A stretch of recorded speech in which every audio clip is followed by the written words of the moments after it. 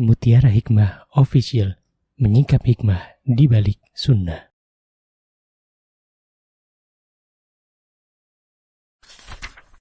Salurkan donasi terbaik Anda untuk mendukung dakwah Mutiara Hikmah Official.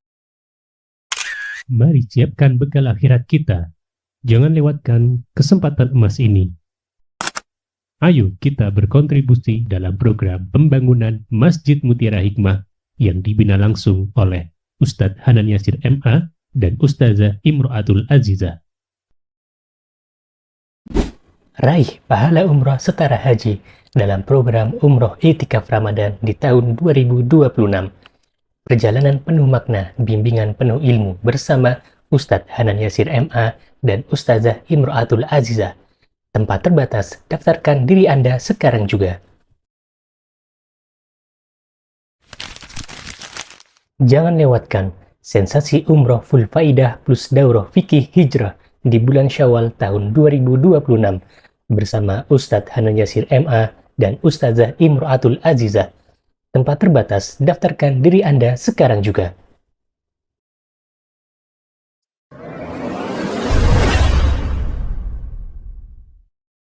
Baik, bismillah, kita memohon pertolongan kepada Allah Subhanahu wa taala. Tinggal sisa 3, insyaallah ya, 3 poin, poin ke-8, poin ke-9 dan poin ke-10. Ya, semoga Allah Subhanahu wa taala mudahkan kita semuanya untuk menyelesaikan 10 poin akhlak yang bisa menghantarkan ke dalam surganya Allah, dan Allah mudahkan kita semuanya untuk mengamalkannya. Amin Allahumma amin. Baik, jalan yang ke-8 di antara akhlak yang mulia yang telah dijelaskan oleh baginda Rasulullah sallallahu alaihi wasallam adalah jujur dan amanah dalam berniaga. Kenapa kita ambil tema ini? Karena semakin kesini semakin banyak emak-emak terutama, ya, ibu-ibu terutama yang mulai berdagang, ya enggak ibu-ibu? Nah, ini kan hari ini ada bazar mini yang jualan bapak-bapak apa ibu-ibu itu? Ibu-ibu. Ada bapak-bapak jualan? Oh, bantu jualan, tapi itu jualannya ibu-ibu juga, ya kan? Ya, Masya Allah. Dan biasanya kalau kita lihat di sosial media, ya, atau di dunia nyata, di Indonesia wabil khusus, di Indonesia, di pasar-pasar Indonesia, itu yang paling banyak, ya, penjual itu laki-laki atau perempuan? Ibu-ibu kan ya? Ya, beda kalau di Yaman itu penjual di pasar itu laki-laki, ibu-ibu. Ya, jadi kayaknya tuh aneh kalau ada ibu-ibu ke pasar gitu diliatin semuanya. Ya. Dan ada manfaatnya juga kalau penjualnya laki-laki. Ya, kita tinggal pesan, Pak, tolong ya belikan 10 bahan apa untuk dimasak. Biasanya kalau kita pesan ke bapak-bapak, pesannya 10, datangnya 8 atau datangnya 10. Emak-emak yang berangkat ke pasar, ya, melis belanjaan 10, yang datang 20 katanya. Ibu-ibu 2 kali lipat dah, ya. Nah, maka dari itu ibu-ibu yang berjualan, yang berniaga, sebelum berjualan itu harus punya ilmunya terlebih dahulu. Bagaimana cara menjadi pedagang yang dicintai oleh Allah Subhanahu wa taala. Bagaimana bermuamalah, gitu ya. Bagaimana tata cara berniaga yang Rasulullah sallallahu alaihi wasallam contohkan. Dan perlu diketahui ibu-ibu bahwa perniagaan atau perdagangan itu akan bernilai pahala di sisi Allah Subhanahu wa taala ketika kita niatkan untuk mencari ridhonya Allah Subhanahu wa taala. Bahkan pedagang-pedagang yang jujur, Rasulullah SAW bersabda di dalam halaman 19, Rasulullah bersabda, "At-tajirus saduqul aminu ma'an nabiyyin was-siddiqin wasyuhada." Bahwa pedagang yang jujur, artinya pedagang yang amanah, yang tidak curang dalam menjual barang dagangannya, yang dia memberitahu pembelinya jikalau ada cacat dalam barang dagangannya. Ini adalah pedagang yang jujur, yang tidak mengurangi dan menambahkan timbangan-timbangan yang ada di pasar. Ini adalah pedagang yang jujur. Maka pedagang yang jujur dan terpercaya pada hari kiamat akan dikumpulkan bersama para nabi dan orang-orang yang benar, maksudnya para siddiqin serta para syuhada. Subhanallah. Sangat indah bukan ibu-ibu? Kalau ada para pedagang yang niatnya bukan hanya ingin mendapatkan cuan, bukan hanya ingin mendapatkan keuntungan dunia, tapi lebih dari itu diniatkan agar kelak ketika dibangkitkan dari alam kubur dikumpulkan bersama para syuhada, orang-orang yang wafat mendapatkan kesyahidan di medan peperangan. Dia berniat dengan berdagang agar kelak ketika Allah Subhanahu wa taala membangkitkan dirinya pada hari kiamat dikumpulkan bersama para nabi, dikumpulkan bersama orang-orang yang jujur, orang-orang yang benar. Dan ketahuilah wahai saudariku bahwa besok pada hari kiamat ketika kita dibangkitkan dari alam kubur, kita akan dikumpulkan dengan siapa itu sesuai dengan amalan kita masing-masing. Ada orang yang dikumpulkan bersama ahlul Quran. Ya. Siapa mereka? Orang-orang yang di dunianya Masya Allah bersama Al-Quran. Maka nanti ketika dibangkitkan dari alam kubur dikumpulkan bersama para ahlul Quran. Ada orang yang dikumpulkan bersama orang-orang yang berilmu. Kenapa? Karena ketika di dunia dia berusaha untuk menyebarkan ilmu misalnya. Ada juga orang yang dikumpulkan dalam kondisi keluar dari kubur bertalbiyah, labbaik Allahumma labbaik, labbaik la syarika laka labbaik. Siapa mereka? Orang-orang yang ketika di dunia hobinya umroh, kemudian Allah wafatkan dalam keadaan sedang tawaf misalnya. Subhanallah. Ada juga orang-orang yang dikumpulkan bersama fajir, bersama orang-orang yang buruk, ya, buruk lisannya, buruk perbuatannya, ya. Dan juga ada orang-orang yang dikumpulkan bersama orang-orang yang tidak beriman. Jadi nanti Allah akan bangkitkan kita dari alam kubur itu seperti sudah ini loh, sudah kita mau belok kemana itu, itu dikumpulkan per kloter. Nah, kalau orang hajian per kloter ya. Ada kloter para syuhada, ada kloter para nabi, ada kloter para pembaca atau para penghafal Al-Quran, ada kloter orang-orang yang meninggal ketika umroh atau ketika haji, ketika berihram. Masya Allah. Ada kloter bapak-bapak yang nun sewu jalannya miring. Nah, ini untuk siapa? Untuk bapak-bapak yang hobinya poligami tapi nggak adil.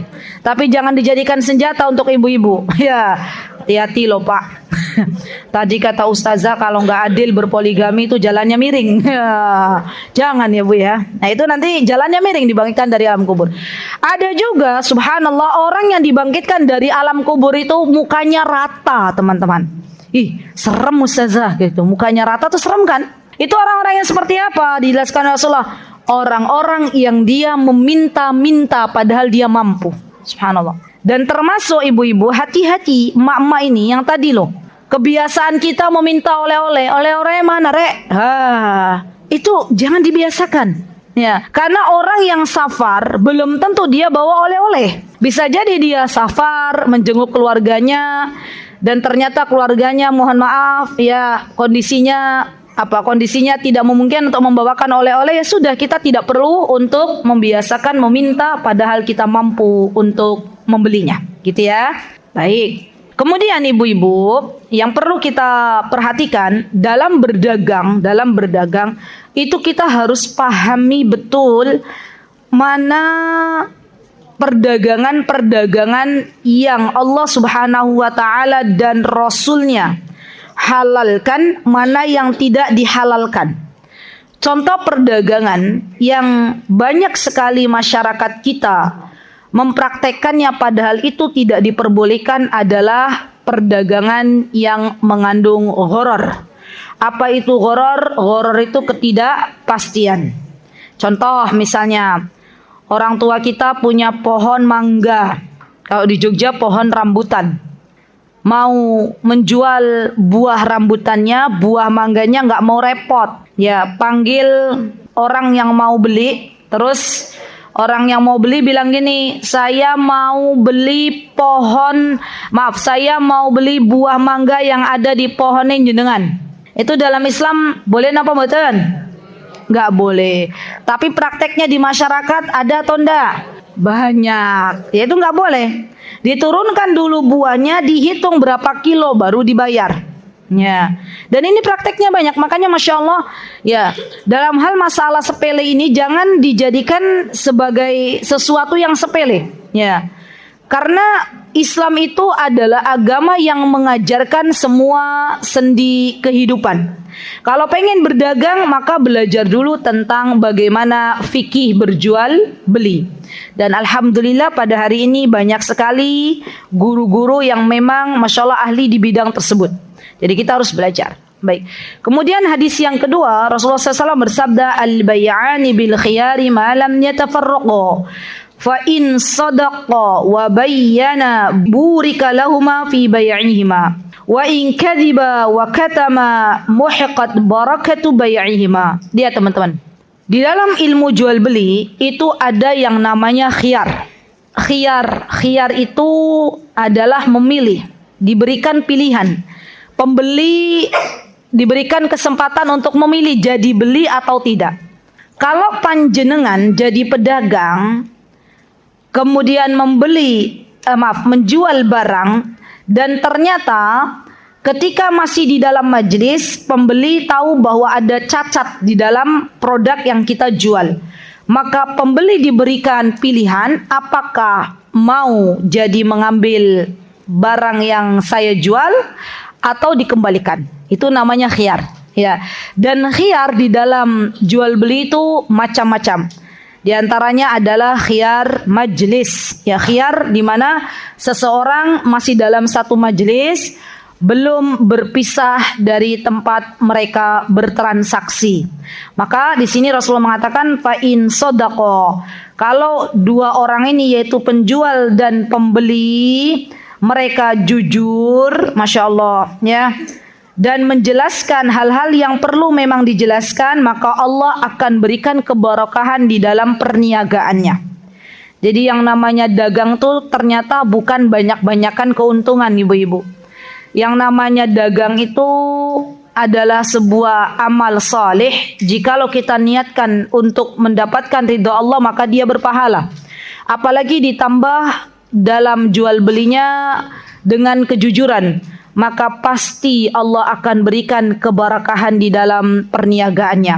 Sebaliknya, wa in kadhiba, kalau di antara keduanya baik itu penjual atau pembeli ada yang tidak jujur. Ya, biasanya nggak jujur tuh pembeli atau penjual? Dua-duanya. Mayoritas penjual. Ya. Jualan apa yang biasanya kalau di Surabaya ini? Buah. Oh, beli buah satu peti, bagus ini gitu ya. Ternyata atasnya bagus, bawahnya tidak bagus. Atau misalnya makanan ini terbuat dari sayur organik. Orang pada beli. Ya zaman sekarang kan Masya Allah. Ya, banyak di antara kita itu yang rela membeli dengan uang yang lebih untuk makanan organik karena butuh kesehatan. Ternyata mereknya aja organik.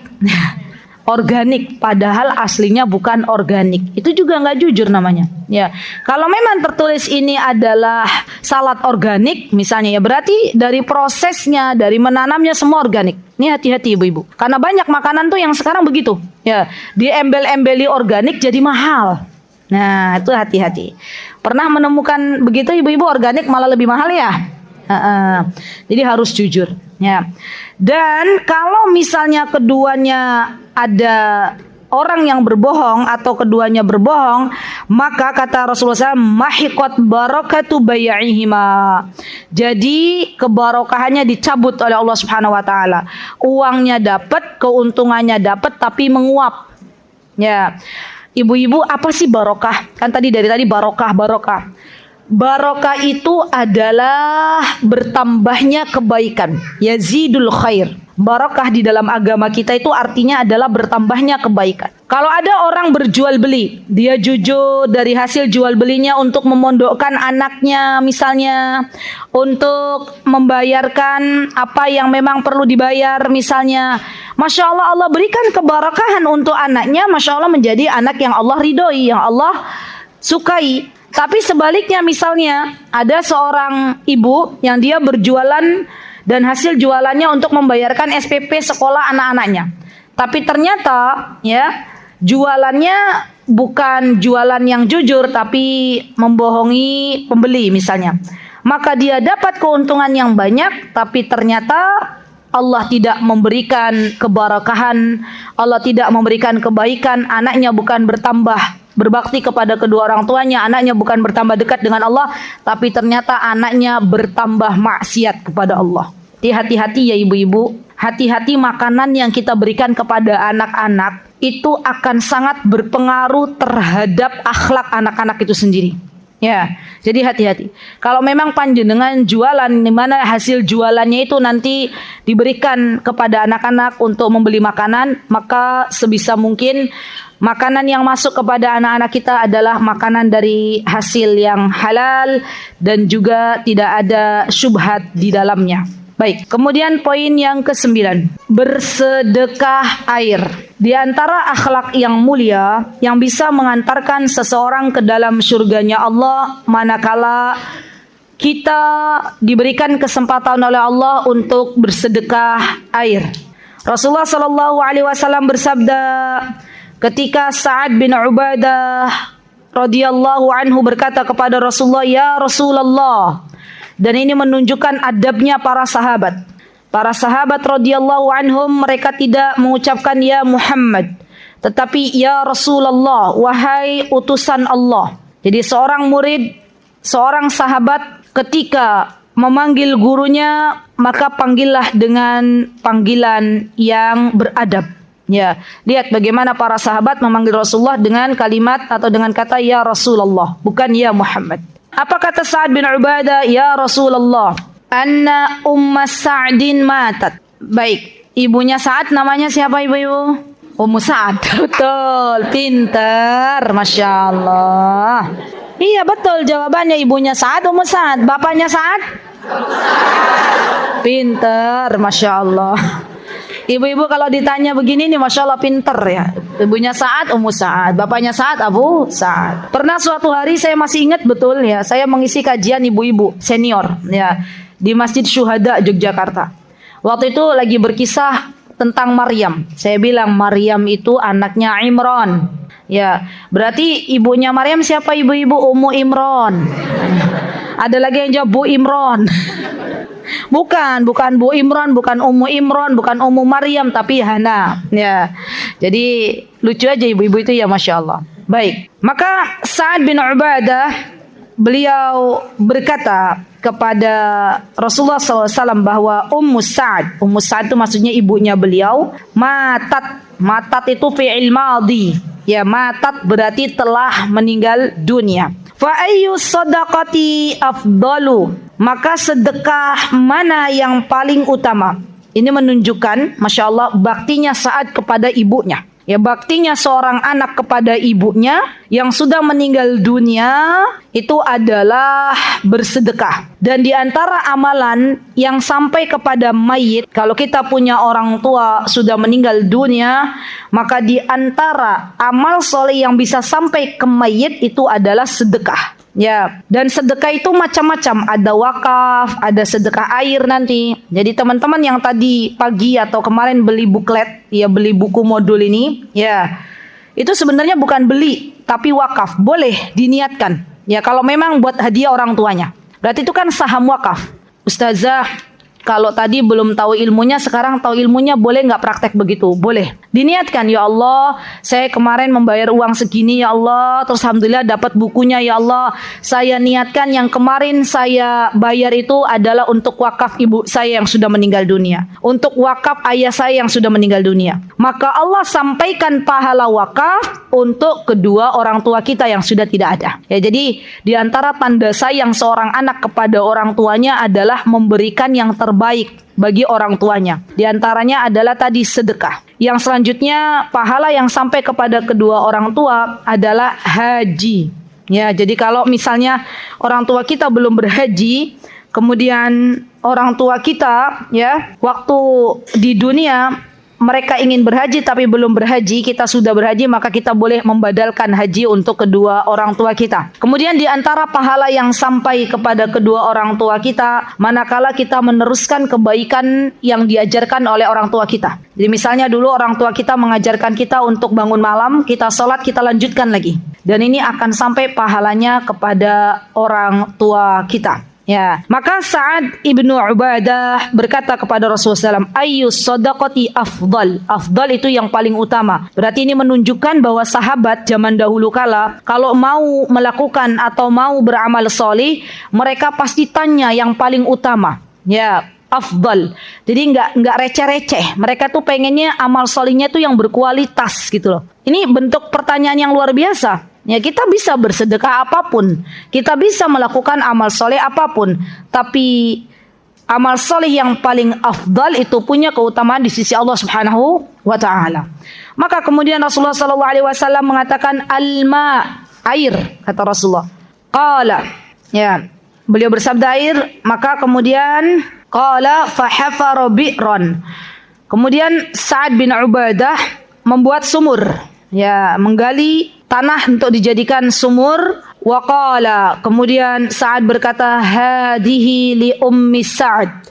Ini pahala sumur ini untuk Ummu Sa'ad, yaitu untuk ibunda tercintanya. Masya Allah. Ibu-ibu, kalau boleh saya tanya sama ibu-ibu, kenapa kok Rasulullah SAW memberikan solusi kepada Sa'ad ibnu Ubadah itu air?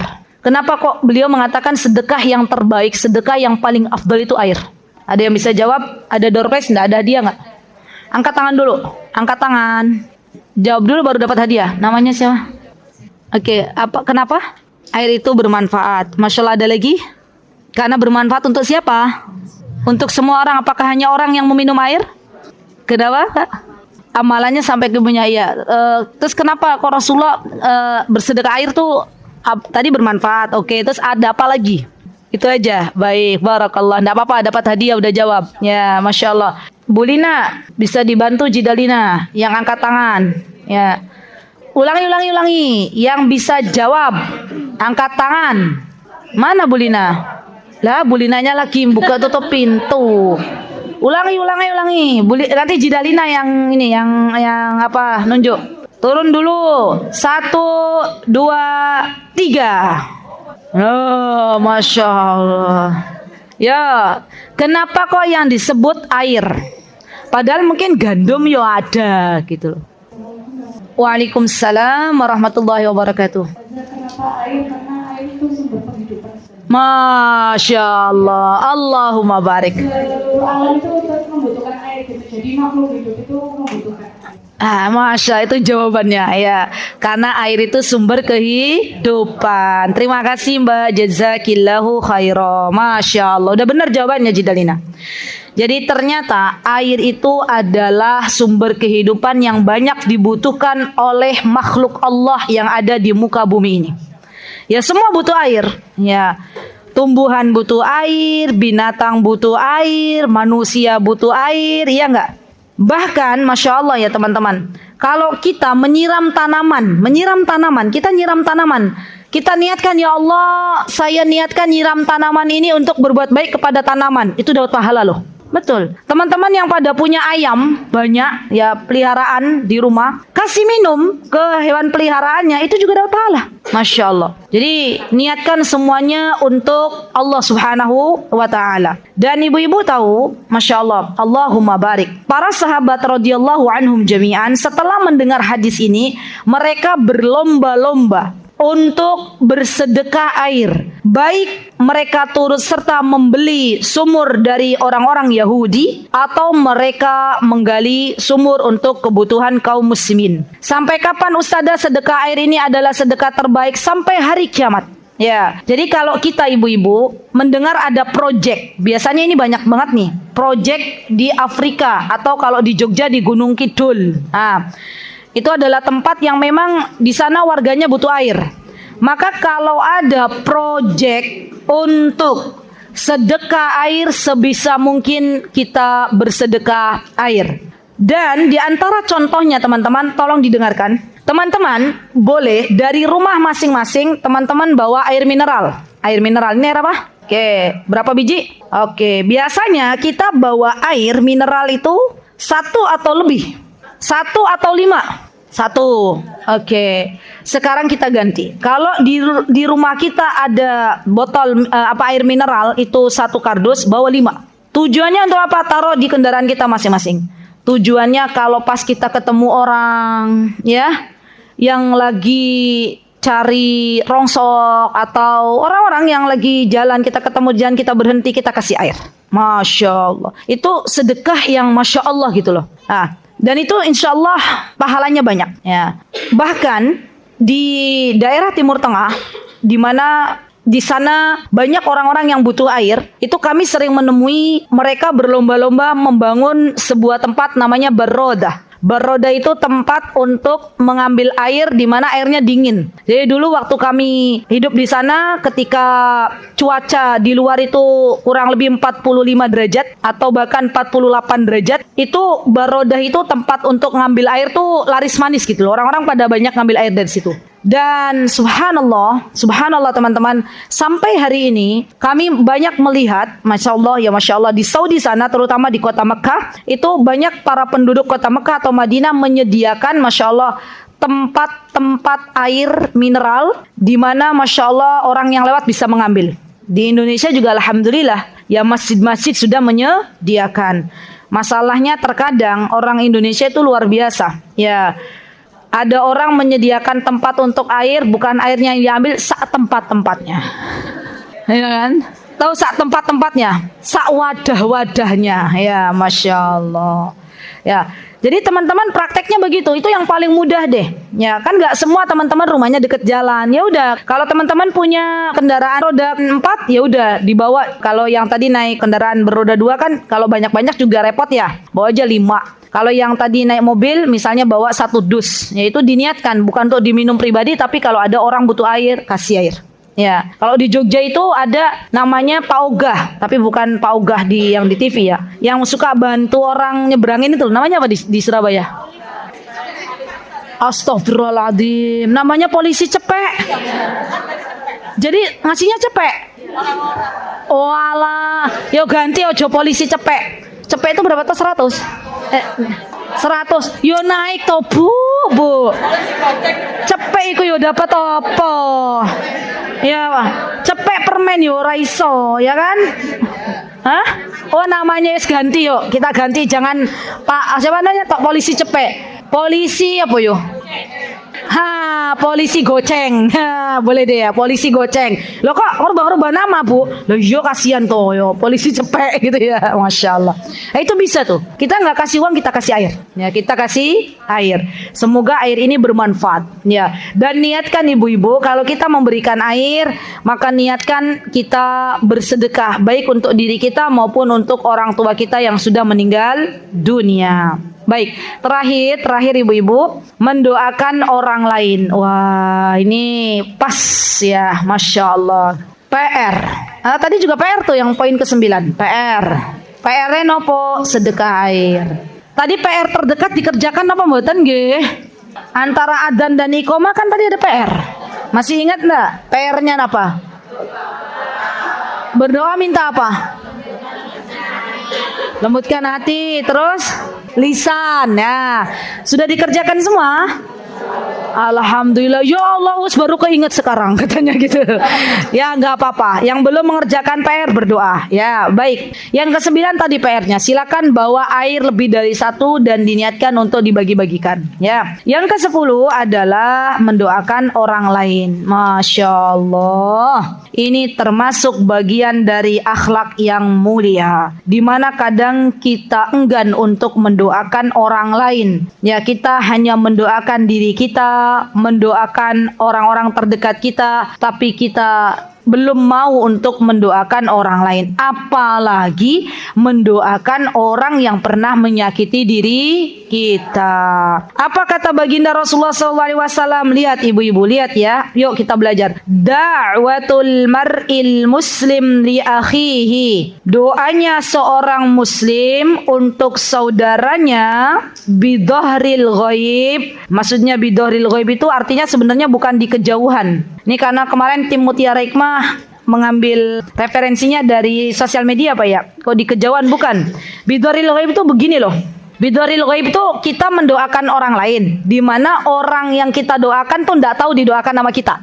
Itu bidhahril ghaib. Jadi walaupun deket-deketan, ini kan di kejauhan berarti kita jauh gitu ya. Walaupun berdekatan, lagi bareng tuh, duduk sampingan, terus tadi pas masuk itu bestie kita yang samping tuh kayak begitu gitu akhlaknya. Terus kita doakan, ya Allah, dalam hati ya. Dalam hati maksudnya kita doain tanpa dia diketahui oleh teman kita. Ya Allah, berikanlah akhlak yang mulia untuk bestiku ya Allah, gitu. Amin. Bestinya nggak tahu kalau didoakan. Maaf, revisi. Berdoa itu jangan dalam hati, tapi diucapkan dengan lisan, ya, dan dimaknai dalam hati. Baik, setiap kali kita berdoa untuk orang lain dan orang lain tidak tahu didoakan oleh kita, maka doa-doa kita mustajab. Garansi dari Allah Subhanahu wa taala. Ya Allah. Enak enggak Bu doanya diijabah sama Allah Bu? Enak. Teman kita belum nikah, panjenengan belum nikah, doain temennya. Ya Allah, semoga temanku ya Allah, bestiku dapat jodoh. Ya berat enggak doain temennya yang belum menikah sedangkan dirinya belum menikah? Abot napa mboten? Berat, ya. Selama ini doanya ya Allah, semoga aku cepat menikah gitu ya Bu ya. Padahal kalau doain temennya kebaikan, maka inda ra'sihi malakun muwakkalun. Ya, maka di kepala orang yang mendoakan saudaranya itu terdapat malaikat. Masya Allah, muwakkal yang ditugaskan. Kullama da'a li akhihi bi khairin. Lihat ibu-ibu. Jadi kalau ibu-ibu pengen deket sama malaikat, di antara amal solihnya adalah sering-sering mendoakan orang lain. Nah, pengen deket sama malaikat apa pengen deket sama seton? Pengen deket sama malaikat, sering-sering doakan orang lain. Maka setiap kali kita mendoakan orang lain dengan kebaikan, subhanallah, maka malaikat yang ada di kepala kita mengatakan amin, semoga Allah ijabah doamu, walaka bimithlin, dan semoga Allah juga memberikan apa yang kau doakan untuk orang lain. Masya Allah. Tolong dikasih tutup kurung ini yang muslim ini. Jadi maksudnya ini bukan bimisli muslim, tapi ada jeda. Yang punya buku tolong diperhatikan. Ada tutup kurung buka kurung itu di muslim. Di kata muslim tolong dikasih tanda. Nanti ibu-ibu biar nggak bacanya bukan bimisli muslim, bukan. Muslim itu maksudnya rawahu muslim, diriwayatkan oleh muslim. Sudah? Yang Arabnya, yang Arab. Ada tulisan mim, sin, lam, mim. Oh ya. Sudah? Ini menunjukkan bahwa kesempurnaan hanya milik Allah Subhanahu wa taala. Sudah ibu-ibu sampun? Baiklah. Baik. Jadi begini ibu-ibu. Dari hadis ini kita bisa mengambil pelajaran. Di antara pelajarannya bahwa di antara akhlak yang mulia adalah mendoakan saudara kita sesama muslim. Yang kedua, di antara akhlak yang mulia adalah mendoakan kebaikan. Itu akhlak yang mulia. Bukan mendoakan keburukan. Ya, tapi mendoakan kebaikan. Dan di antara pelajaran yang bisa kita ambil di hadis yang ke-10 ini bahwa kita harus beriman. Ada malaikat yang diutus oleh Allah Subhanahu wa taala untuk mendoakan orang-orang yang turut serta mendoakan orang lain. Masya Allah. Jadi malaikat yang ditugaskan oleh Allah khusus wabil khusus, malaikat yang sukanya mendoakan orang, yang suka mendoakan orang lain. Dan ketahuilah wahai saudariku bahwa jumlah malaikat itu bukan 10, tapi jumlah malaikat itu menurut akidah Ahlus Sunnah wal Jamaah itu banyak. Jumlahnya tidak ada yang mengetahui kecuali Allah Subhanahu wa taala. Dan ada malaikat yang ditugaskan untuk mendoakan kepada Allah Subhanahu wa taala bagi hamba-hambanya yang sering mendoakan orang lain, bidhahril ghaib, tanpa mereka mengetahui kalau sudah didoakan. Kalau misalnya mau, ibu-ibu, begini caranya. Kita melihat misalnya ada teman kita itu, Masya Allah ya, berada dalam kesulitan. Terus kita doakan, ya Allah, semoga Allah mengaruniakan solusi untuk temanku yang punya kesulitan, ya Allah, berikanlah solusi kepadanya, ya Allah. Terus alhamdulillah biidznillah taala, karena doa ibu mustajab untuk temannya, Allah kabulkan. Ya, Allah permudah urusan temannya. Kita ketemu sama teman kita yang saat ini sudah tidak lagi merasa kesulitan dalam hidup, sudah dipermudah sama Allah, terus kita bilang, barakallah, semoga Allah memberikan kebarokahan, derek binga ikut senang, ya, nyenengan sudah bukan lagi berada dalam kesusahan tapi dalam kemudahan. Itulah sikap kita sebagai seorang muslim.